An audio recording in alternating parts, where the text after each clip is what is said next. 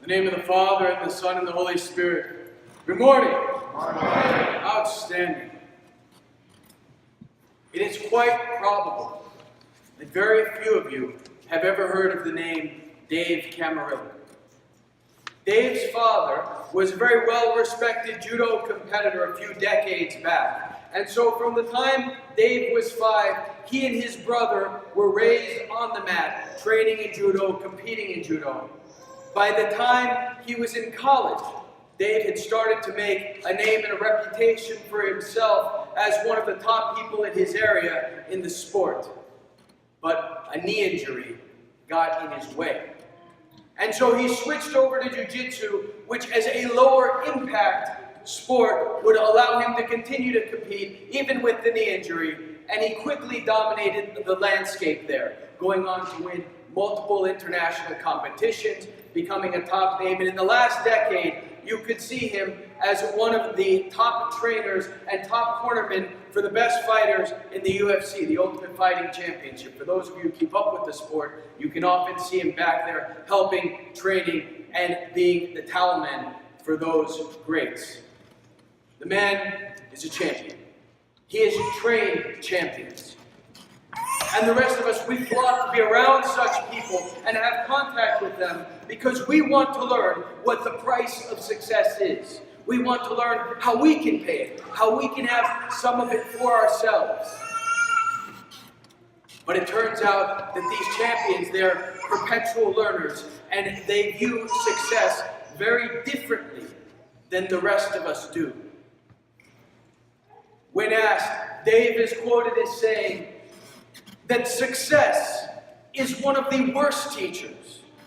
That it often doesn't teach the most efficient way, and it clouds over our weaknesses with the intoxication of winning. And I believe that St. Luke, the author of today's gospel reading, would agree with that sentiment.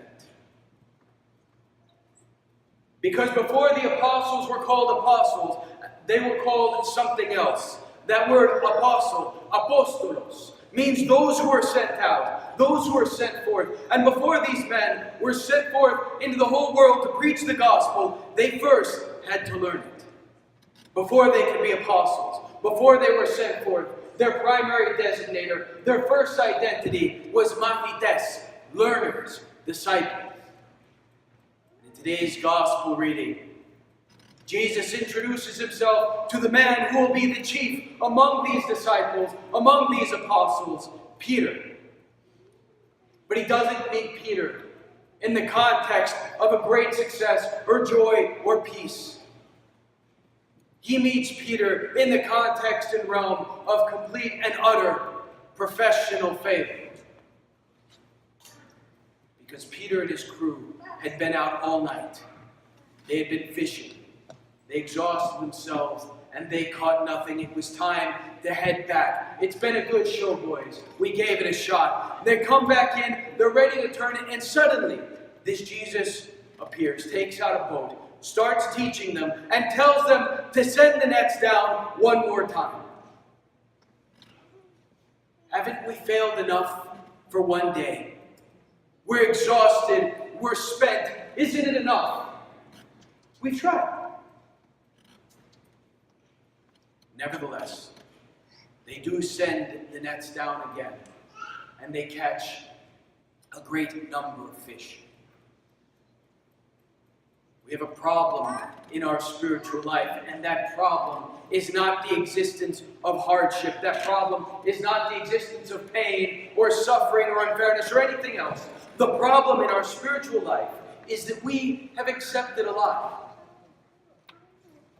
We've accepted the lie that seeking God, that prayer, that the spiritual life should come easily. That it should be a constant stream of positive, happy experiences. Moving from one mountaintop experience to the next. Going from one perfect Instagram snapshot to another. But instead, like Peter, we end up encountering Jesus more where we despair, more where our own efforts have already been exhausted and where we have nothing left. And finding Him there, and finding ourselves there quite unexpectedly, we can be tempted to despair. We can be tempted to give up. And despair is a funny thing. Despair will cause you to appear to be very productive. Despair will cause us to appear very productive. We'll busy our hands with all kinds of things. We'll organize things. We'll improve things. We'll invent things. We'll come up with things. We'll fix things.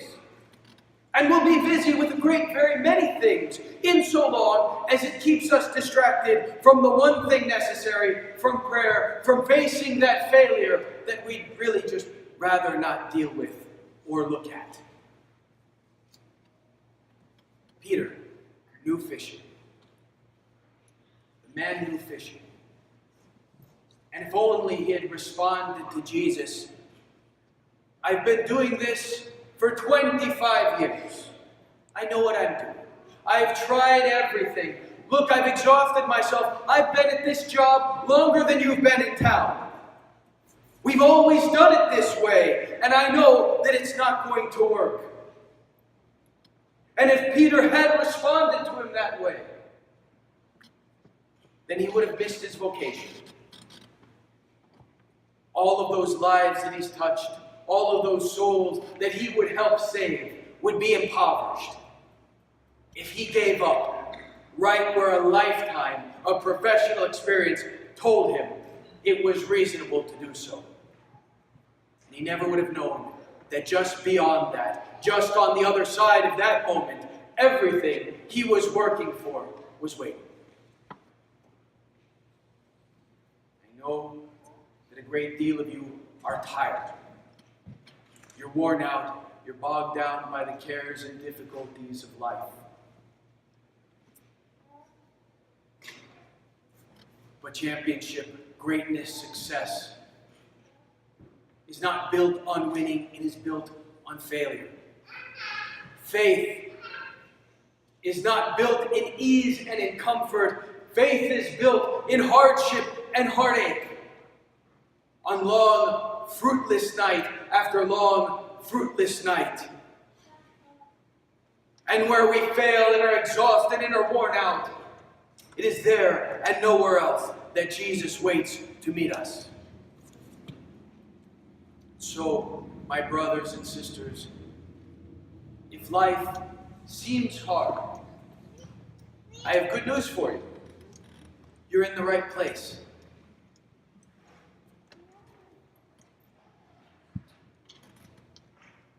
But you will meet Jesus where you're exhausted and where you have failed over and over.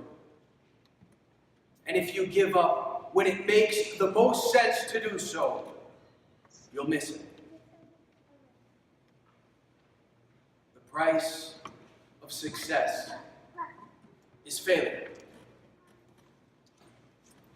For your patience, you will possess your souls.